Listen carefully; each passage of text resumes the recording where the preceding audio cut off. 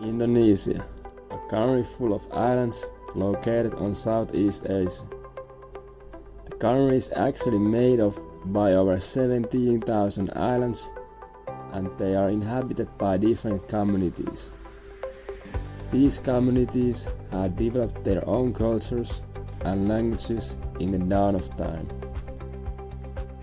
Nowadays, modernization and urbanization combined with globalization have made many of the small local languages endangered. Steps have been made recently to keep the local languages alive by multilingual education, teaching both the native Indonesian language and the local language. The native Indonesian language, called Bahasa Indonesian, was a language made for the independent Indonesia after a long time of being colonized. The language was made to unify the Indonesian citizens, but the language itself contains many problems, and that's why many Indonesians still avoid using the language in regular conversation. To understand the Indonesian languages better, we have to look at the geography and the history of Indonesia. Looking at the map, you realize that there are all these islands located many miles away from each other. So during the past, communication between these islands were non-extinct. Also, some of the bigger islands of Indonesia, like Sumatra and Papua, have very mountainous and rough landscape. These are exactly the reasons why many communities live separately from each other, creating their own cultures and languages. Nowadays, Indonesia is ranked number 1 globally for trilingualism. 17.4% of the people in Indonesia speak 3 or more languages.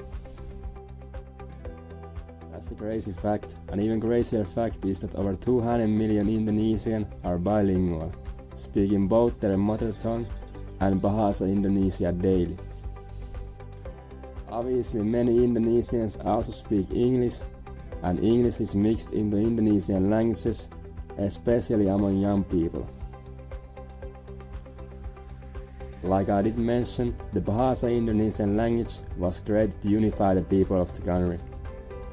The Bahasa Indonesian language comes from the Malay language that worked as a lingua franca in the whole Malay archipelago during the last millennium. The Bahasa Indonesian is not a very complex language, and learning it is relatively easy compared to many other languages. The reason for this lies in the history of the Malay language as a lingua franca between many communities. But because the Bahasa Indonesian is not that complex, it creates problems in expressing yourself. Many Indonesians say that they can express themselves the same way in Indonesian as in their local language. Many of the young people have solved this issue by adding a bunch of English loanwords to the Indonesian language, which creates a unique way of communicating. The local languages have been taught from generation to generation. These languages create a sense of unity for their speakers, and the languages also show the rich history of their speakers. Indonesia has over 500 languages, but the most spoken examples are Javanese, Sundanese, and Madurese. Indonesia is rich in its variety of languages, and hopefully in the future the local languages can still continue to enrich the culture of Indonesia. Share your thoughts on this on the comment section. See you on the next video.